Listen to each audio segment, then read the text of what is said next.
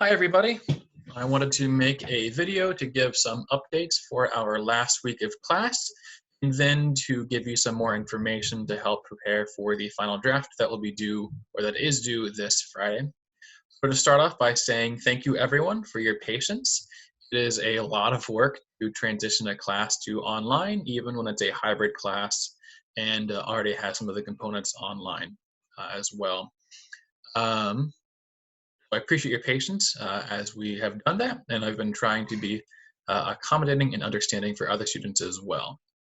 The semester is drawing to an end. Hope you've had a good end of the semester, even though it's a very different one.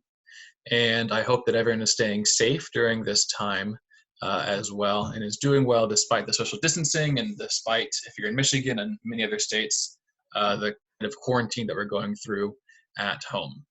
So anyway, without further ado, here are the updates for the class. So as I said, this is the last week, so we've got one last lecture that will also serve as the attendance points, and then one last discussion. This is one of my favorite discussions to read. It is the one where you guys are reflecting what you've learned in class. I used the reflections from last semester on the very first day of class for you guys, or maybe the second day of class, talk about what people learned and what people thought was most interesting that they didn't know. I always found it really cool to see what you guys learned, what sticks out to you from first week of class, maybe even. A couple logistical things. So you can do one additional discussion post for extra credit. You need 10 discussion posts to get full credit, so each one is worth 10 points. That's 100 points total. If you have more than 10, you can complete an extra one more for extra credit, so for 10 more points. If you're missing more than, I should say, 2, so if you have less than 10 of them, you can redo one of them, make up for it as well. The final draft for the project is going to be due on Friday at midnight. I'm going to make the reflection for the project extra credit now. I had a few extra credit things I was going to do that were in class, but we couldn't do that. So I'll just make this one extra credit. Because of this, we're going to have 450 points instead of 460 points for the total points in the class. So just keep that in mind. Then I'm going to open an extra credit survey, something I use to improve the class for the future, see what went well, what didn't go well, what I can change, that kind of thing for it. So to get that extra credit, you'll need to deposit a screenshot of your window showing your name, show that you completed it. The reason is I made the survey anonymous. That way, if you have negative feedback or you have critical feedback, you can feel free to be honest with it and tell me what you think and feel and not worry about somehow adversely affecting your grade. But to make sure that it can be anonymous and you can also get points for it, so you have to take a screenshot showing that you completed it, even though I won't know what you said in it. So with that said, I'm going to switch over and give you some pointers for the final draft of it, the project. The first one to say is look at the feedback that I gave you. I went through and tried to give really detailed feedbacks that varied per person a bit on what I suggested you can do for it. So make sure that you follow that feedback and try to incorporate it. But also make sure you are following the rubric. That is what I'll be grading them off of. I will pull up your paper, then I'll pull up the rubric, and I'll look at them together and make a judgment or make your grade based on that. Some small changes that I'll point out in a minute for the rubric.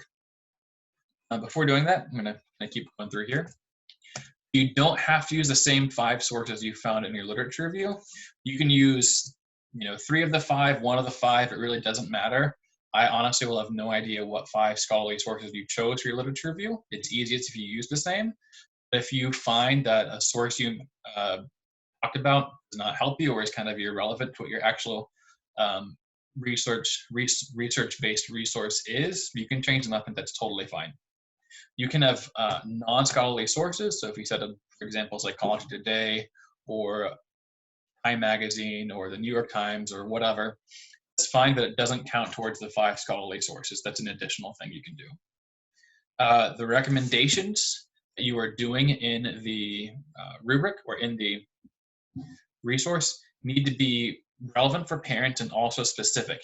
If they are very vague or very generic, where it seems like you just kind of pull it out of nowhere, or it seems like it's something that's be more or less common sense, you will have some points taken off from that. It needs to be obvious or evident that it came from a study that you read and that you cited. Then you're not writing an essay. So try to be concise. Use bullet points to summarize recommendations instead of writing out full sentences. This makes it, one, easier for me to grade, which is good for you. Here's something for me to grade is, in general, the higher the points are for it, because if something's easy for me to grade, it's usually because you did it right, which is nice for me and also nice for you because you get better points usually. That said, don't think that bullet points mean this is actually easy to do or just a knockoff thing. Actually constructing good bullet points and using concise language can be harder than just writing out what you want to say in a sentence form. To help you with that, I've actually pulled out 2 examples.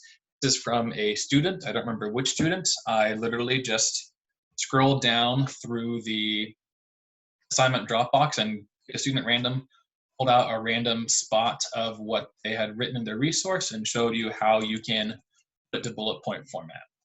The first example, student wrote this, and this is fine. What they said is there's nothing wrong with it. It's not bad, but this is a way to make it more concise. So they wrote, excessive screen time is harmful to children's eyes and increases the risk of future diseases like CVD. You know, define CVD, I assume it's like coronary disease or something. When a child is interacting with an adult, they have the capability to ask questions and have them answered. Adults have the opportunity to teach and expand the child's knowledge. These experiences are when children learn the greatest amount. When a child is interacting with a screen, these learning opportunities aren't available. This is good information. This is accurate. The recommendations make sense. I'm going to presume they came from this source. It'd be better if the source were at the bottom, so I knew that for a fact. But you can summarize this, most of this, in 2 bullet points. So you can say, children learn best during adult interactions where they can ask questions and have them answered. That summarizes the first 2 or 3 sentences in just 1 point. Then you can say, when using a screen, children rarely interact with adults and miss vital opportunities for learning. So it's a quick way to summarize it instead of having this full kind of paragraph form. This point here, just an aside, doesn't really fit with the rest of the paragraph, so I would probably move that somewhere else where you're talking about the harmful effects of screen time. But if you wanted to, you could make that into a bullet point as well. Another thing they said was, as I mentioned above, an app or game that promotes physical activity is better than one where your child is sitting. As far as educational apps go, it is important to know that if your child is under 30 months or 2.5 years, they will not be able to transfer the information they learn on a 2D surface like a screen into their real life. Educational apps and games will do them no good. Even if your child is over 2.5 years old, be cautious. Most of the highest rated educational apps on iTunes have no input from developmental scientists. These apps usually focus on very simple skills like the alphabet or colors. Again, this would require a citation. They might have had one. I typed this out by hand, and I might want to put a citation on there. If they didn't, this is where you put a citation, where you get that information from. However, you can summarize, again, what is a paragraph. So this is 110 words, while these 2 bullet points are hopefully much less, is 42 words. So it's about over less than half of the words for it. You can say, summarize that paragraph in 2 bullet points saying, educational apps are not beneficial for children under 2.5 because they can't transfer what they learn from the screen to real life. Most educational apps have questionable benefits for older kids as they're not developed or tested by developmental scientists. So those 2 bullet points are easier to read and capture the same information in a way that's more concise, and depending on how you do your format of the layout, you can have it where you've got different headings, and then under the heading have these different bullet points on there. That way a parent can very easily navigate and see what's going on. So now I'm going to switch over and go look at the rubric to show some changes that I made to it. So pull up right here. It's not a ton of changes. I'm going to get me out of the way. So this part is the same. You need to have topic and relevant background information.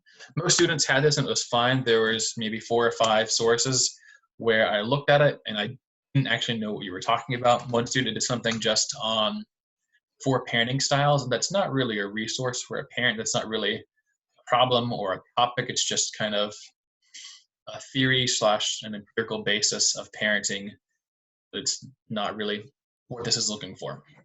What I changed is relevant recommendations, so it's still worth 20%, but I said recommendations can be linked to specific studies. I had this down here, but want to make it a little more explicit. They need to be sufficiently detailed and specific and to be useful for a parent. So if they're too generic, that's going to be problematic. I didn't give a number of recommendations, just like last time, just because it depends on what you're doing.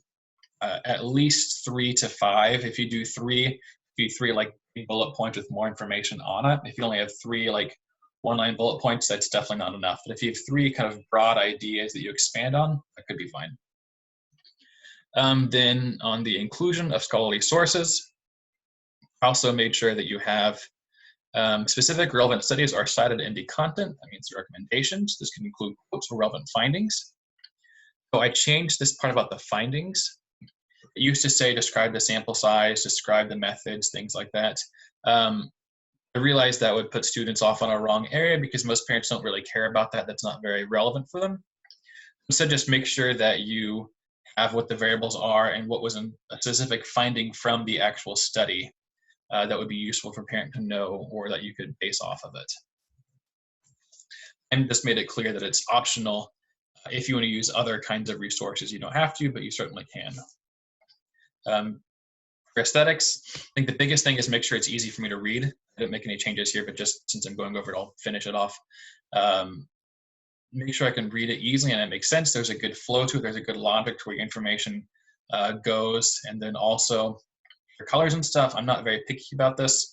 The biggest thing is if you are using different colors, make sure there's a big contrast between them. Obviously, black and white is the biggest color contrast you can get. If you're using colors, make sure it's easy for me to read what your text says on the background. So what are the most important things? Make sure you have 5 scholarly sources, and make sure if you have something in your reference section, that you also have it somewhere in the body. If you don't, if you have the references but not the body, it doesn't count. You actually have to cite something and use it. If not, you will have a fairly substantial point deduction for it. Last thing, points here for language mechanics, that should be easy. For typos, make sure that you do everything correctly with it. So that said, please let me know if you have any additional questions. I will post this document here that has the 2 examples of it and the changes also to the last few weeks we have. So as always, if you have any other questions, please feel free to email me. I'll do my best to get back to you as soon as I can. And then also, if you want to, you can Zoom with me. I've got a few students Zooming with me this week. I'll try to set up some time to do that if you need it as well. With that said, hope you guys stay safe. Have a great rest of your semester. And I don't know if I'll make another video again, but if not, I've really enjoyed teaching you all. I'm sorry that we had to switch to an online format. It's not nearly as fun to teach to a camera that you're looking at as it is to actually interacting with other human beings, talking about something that I think is one of the most important things, which is being a good parent and learning how to parent well. As a father myself, I can say, being a dad, and I've got to spend a ton of time with my son lately, is the most fulfilling, rewarding thing you can possibly do. It's also one of the most challenging things you can do as well. That was actually my son about to pop in. Anyway, have a lovely rest of the day and rest of the semester.